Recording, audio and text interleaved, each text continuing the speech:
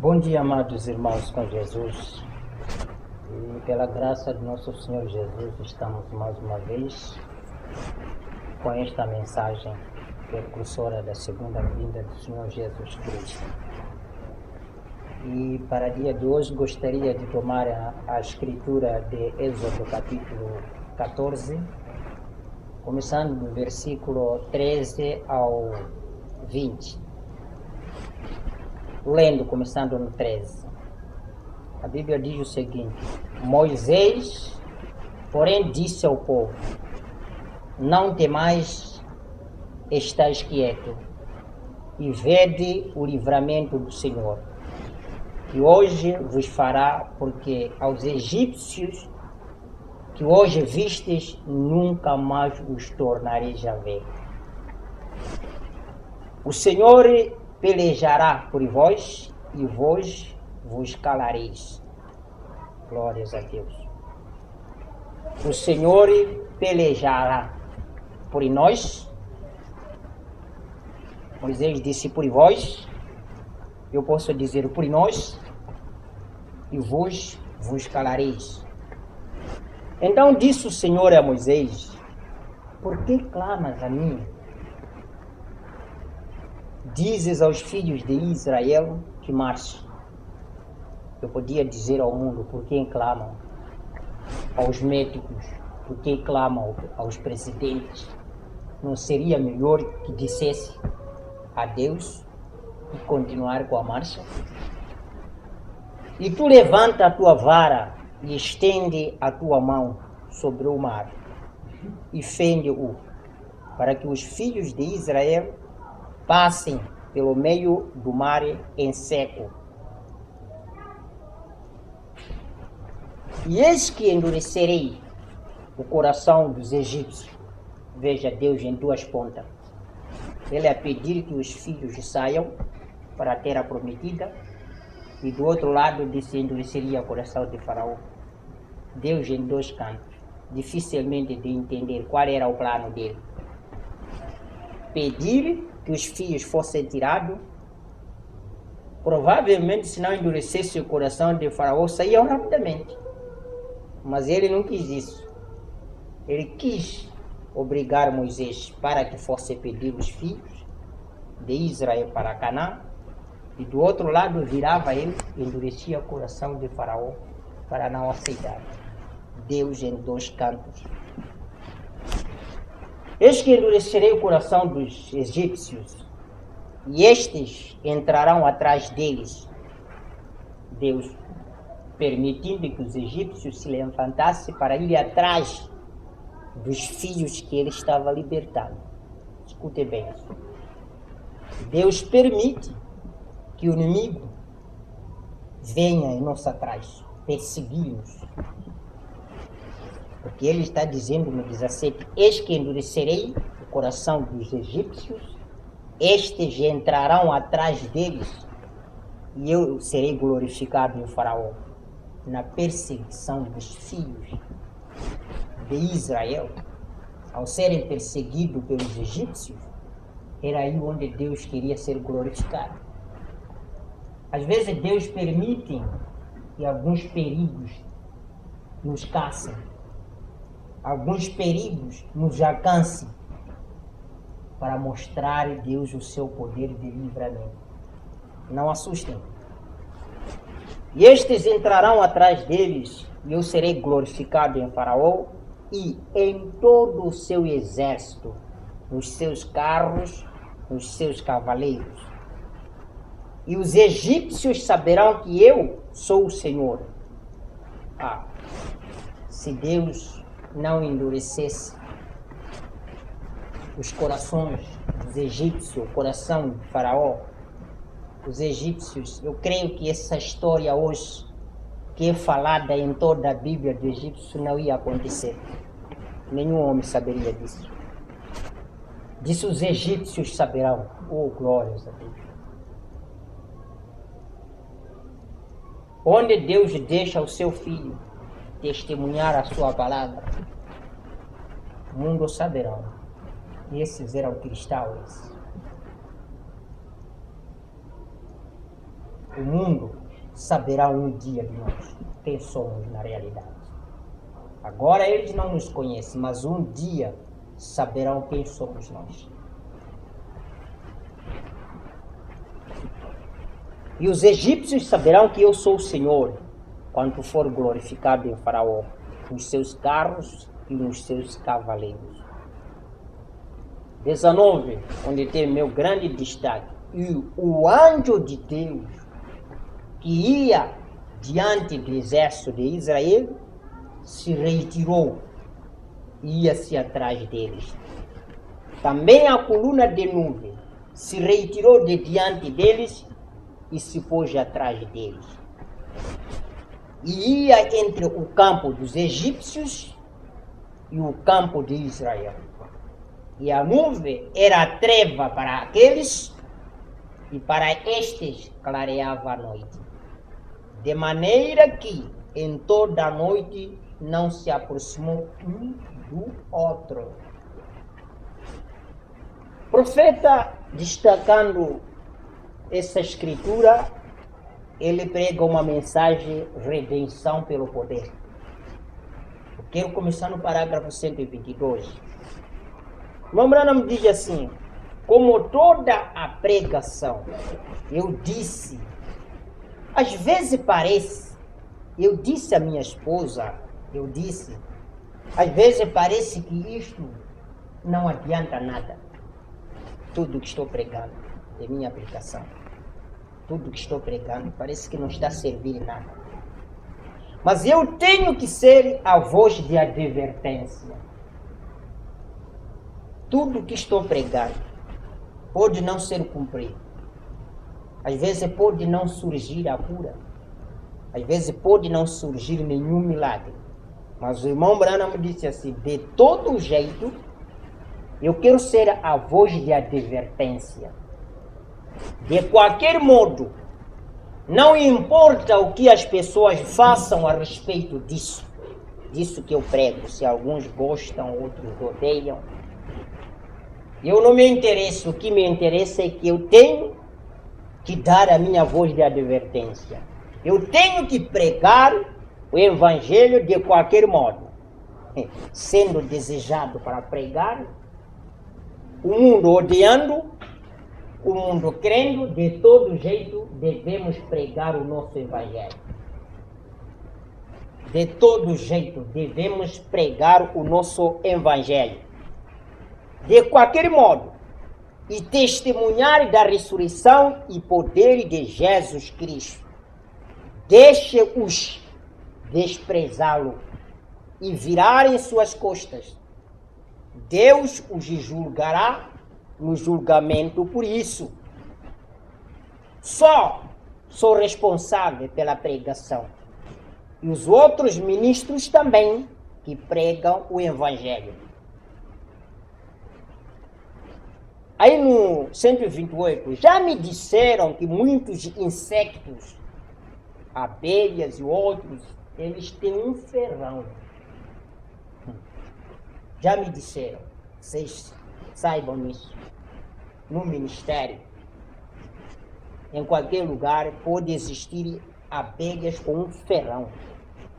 Eu quero falar com vocês como se estivesse a pregar para os meus ministros, dos quais eu tenho que instruir. Se Deus me tirar desta vez, em qualquer momento, vocês fiquem com isso. Já me disseram que muitos insectos, abelhas e outros, eles têm um ferrão. Mas escute o profeta. E possui veneno nele. Escute. Já existem alguns irmãos, como esses insectos mencionados, com um ferrão da sua palavra. O irmão Branham disse que é um veneno neles. Mas uma vez que feroa, eles perdem seu ferrão. Oh, glórias a Deus. Deixam ferroar. O irmão Branham disse, na medida que eles ferroam, aí perdem o seu ferrão. Isso para mim, quando eu estava lendo, fui entender. Enquanto o ministério é odiado, é mal falado, Eles estão perdendo qualidades deles por falar mal desse ministério. Vem, mas uma vez que feroam, eles perdem o seu ferão. Uma vez que o irmão fala mal do outro irmão, está perdendo suas qualidades. Ele mesmo está perdendo suas qualidades. Um pastor falando mal do outro pastor, ele está perdendo suas qualidades como pastor. A morte tinha um ferrão em si. Uma vez, mas Cristo no Calvário tirou a aguilhão da morte. Lembrando, fala, aleluia. Oh, quando penso nisto, ali ele tirou o ferrão da morte para mim e você. Todo o ferrão da morte. Escute, meu irmão. O irmão Branham disse assim, a morte tinha um ferrão. Esta doença tem um ferrão. Mas ele disse, mas Cristo no Calvário tirou a aguilhão da morte. O irmão Branham diz, quando penso nisto, ali ele tirou o ferrão da morte. Para mim e você, todo o ferrão da morte. Ele diz, não é por acaso, no parágrafo 130, Paulo disse, quando eles iam decapitá-lo na prisão romana, ele disse, morte, onde está o teu aguilhão? Mas minha pergunta é, a morte para Paulo estava a perder a força? Essa é a minha pergunta. Para Paulo, porque ele estava para ser decapitado, ser morto, mas ele antes de morrer, ele estava gritando, ô morte, onde está a tua vitória? Ô morte, onde está a sua batalha? Minha pergunta é, será que Paulo já estava com uma vitória nisso?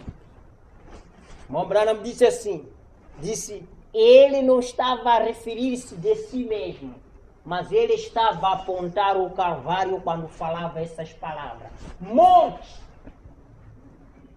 que gaba que você é capaz. Como lá foste derrotado? Essa aqui é a graça. Como foste derrotado? Oh, que dizia que eu não sou derrotado. Irmãos, esta enfermidade pode ser, governo pode ser indivíduo que não se derrota, mas há uma parte onde tudo um dia cessará. Paulo disse, quando eles iam decapitá-lo na prisão romana, ele disse, morte, onde está teu aguilhão? Apontou para o Calvário. E foi lá que o ferrão, esse chamado morte, o ferrão foi removido da morte. O ferrão foi removido da morte. A morte foi removida naquele dia. Ele gritou, sepultura, onde está a sua vitória? Paulo ainda não tinha vitória. Posso dizer, ainda não tem a vitória sobre a sepultura. Mas ele gritou, ô sepultura, onde está a sua vitória? Ele estava apontando a sepultura que está aberta em Jerusalém. Ele estava olhando aquela sepultura, que as sepulturas dizem que tem o poder sobre os defuntos. Ou a sepultura tem o poder sobre Maomé, mas nunca teve o poder sobre Jesus Cristo. Amém. Nunca. Ele pode ter o poder sobre mim. Ele pode ter poder, até teve o poder sobre o irmão Branham. Mas sobre o Cristo, nunca teve esse poder. Oh, apontou para o Calvário e foi lá que o ferrão foi removido da morte. Sepultura, onde está a sua vitória? Ele disse, mas graças a Deus. Está vendo isso? Quando ele disse, sepultura, onde está a sua vitória? A morte, onde está a sua aguilhão? Disse Paulo, terminou dizendo, mas graças a Deus, que nos dá vitória por nosso Senhor Jesus Cristo. Amém? Pois bem, a vara, o julgamento, e estende, o mar fendeu-o, para que os filhos de Israel passem pelo meio do mar em seco. E eis que endurecerei os corações dos egípcios para que entrem neles atrás de vós, e eu serei glorificado em Faraó, e em todo o exército, e nos carros, e nos cavaleiros. Irmão, deixa os egípcios deste mundo, deixa os governos e todos sendo mandados por qualquer um para poder ir atrás do crente. Mas um dia eles conhecerão quem foi o crente nesta terra. E os egípcios saberão que eu sou o Senhor. E quando for glorificado em Faraó, os seus carros, os seus cavaleiros e o anjo do Senhor. Ouçam no 131. Ouçam! Irmão Branham fala isso também. Eu estou dizendo, ouçam no 131. Irmão Branham arranca com a mesma expressão. Ouçam! Aperte a armadura agora. Irmão Branham disse, aperte a armadura. E o anjo de Deus, o qual foi adiante do exército de Israel, ele ainda está aqui. O Espírito Santo, que ressuscitava os mortos na era do irmão Branham, do Senhor Jesus, dos apóstolos, ainda existe para nos ressuscitar se morrermos. Na grande ressurreição, o Paulo disse, estou batalhando para ver se chego à ressurreição. Qual? Paulo não estava batalhando por última ressurreição. Ele estava lutando pela primeira ressurreição. Porque a primeira ressurreição é da noiva. Nenhuma mais outra pessoa vai ser ressuscitada. Paulo diz, a minha batalha é lutar para ver se eu chego à ressurreição. Ele quer a primeira ressurreição. Nós queremos a primeira ressurreição. Vem? O anjo de Deus que ia diante do exército de Israel se retirou e ia atrás deles. Vem? Agora eu quero repisar aqui onde o irmão Branham fala aqui. O anjo de Deus que ia diante do exército de Israel se retirou e ia atrás deste também. A coluna de nuvem se retirou de diante, sucessivamente. Está a ver? Agora o irmão Branham disse assim, subiu daqui e se colocou aqui atrás. Uma intermediária no tempo de dificuldade. Se Deus foi intermediário, foi defensor naquela igreja natural, eu creio também que a igreja espiritual será da mesma maneira. Se ele defendeu aqueles, ele tem alguma defesa. Eu não sei como dizer. Mas o profeta, através das mensagens, ele disse assim, antes que a tribulação caia sobre a noiva, o Cristo tirará primeiro a sua noiva. Esta deve ser a nossa batalha, amados irmãos, de orarmos para ver se chegamos ao rapto, à primeira ressurreição. Irmão Branham diz no 132, quando o problema começa a lhe fazer frente, enfermidade por todos os lados, problemas, irmão Branham diz, o anjo do Senhor aparece, coloca-se entre você e a enfermidade e fica aí na frente, desafiando-lhes a tomar a palavra de Deus. Deus tinha dado a Israel a promessa de que eles entrariam na terra. Havia 1 milhão, provavelmente, de homens chegando para persegui-los, pegá-los e cortá-los como um bando de animais. Mas o anjo do Senhor, o qual estava ali para levá-los à terra prometida, levantou-se do arraial e foi se colocar entre eles e o perigo. Se naqueles dias o anjo do Senhor estava no arraial, quando viu que o seu povo estava a entrar em perigo, deixou o arraial, veio para poder interceder pelos filhos. Foi a obra de Jesus.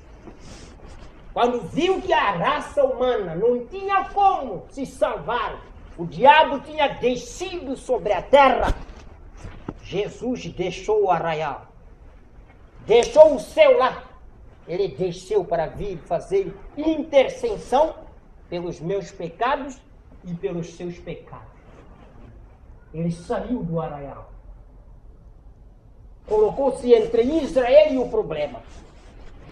Se o inimigo se levantar, como está se levantando desta vez, para poder fazer frente a nós, aquele que saiu no arraial, um dia parará nas nuvens outra vez, saindo do arraial, para vir interceder por você e por mim. Espero que Deus vos abençoe e fique com esta fé, a fé que vence o mundo. Deus vos abençoe. Amém.